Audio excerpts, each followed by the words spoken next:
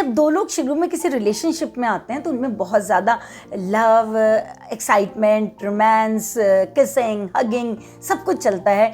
बहुत सारे वादे चलते हैं, आसमान से तारे तोड़ लाने की बातें भी होती हैं।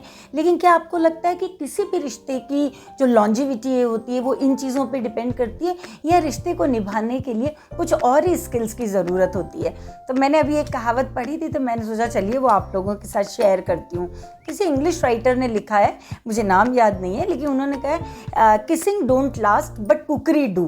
तो यहाँ पे क्या मतलब है कि किसिंग का मतलब है कि ये जो शुरुआती दौर का जो प्यार, एक्साइटमेंट, रोमांस, किसिंग, हगिंग, ये सब चीज़ें समय के साथ धीरे धीरे फेड होती चली जाती हैं, क्योंकि हमारी ज़िंदगी में बहुत सारी जिम्मेदारियां होती हैं, हमारी ड्यूटीज़ होती हैं, कुछ हार्मोन्स भी होते हैं। धीरे धीरे हमारे जो हार्मोन्स होते हैं वो स्टेबल भी होते जाते हैं, बहुत सारी चीज़ें होती हैं, उनके कारण ये सब चीज़ें हमारी थोड़ी फेड होती जाती हैं, थोड़ी कम होती जाती हैं। लेकिन उन्होंने कहा कि कुकरी डू मतलब खाना बनाना चलता है, मतलब कि जो हमारी बिहेवियर या बिहेवियर स्किल्स होती हैं, हमारा रिश्ता चलता है उन्हीं चीज़ों से। एक दूसरे के प्रति प्यार, एक दूसरे के प्रति मतलब आपस में जो समझ है, mutual understanding, mutual respect, mutual support, रिश्ते चलते हैं इनसे। ये जो बिहेवियरल स्किल्स हैं इनसे रिश्ता चलता है।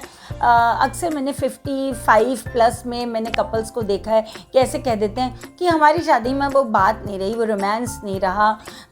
तो लेकिन याद रखिए कि ये जो चीज़ें हैं ये सबके साथ कम होती चली जाती हैं, लेकिन रिश्ते चलते हैं हमेशा हमारे बिहेवियर से, एक दूसरे के प्रति समझ से। तो जब भी आप ऐसी बात कहें तो साइड में देख लीजिएगा, आज भी कोई है जो आपके लिए रोटियां सेक रहा है, मतलब कि आज भी कोई है जो आपको समझता है, आज भी कोई है जो आपके इमोशंस को समझता है। जब आप घर आते हैं थके हुए तो वो कह देते हैं, क्या हुआ आज थके हुए लग रहे हो, क्या हुआ आज तुम्हारा मूड खराब लग रहा है। कोई है जो आपको आते ही कहता है लो चाय पी लो, पानी पी लो।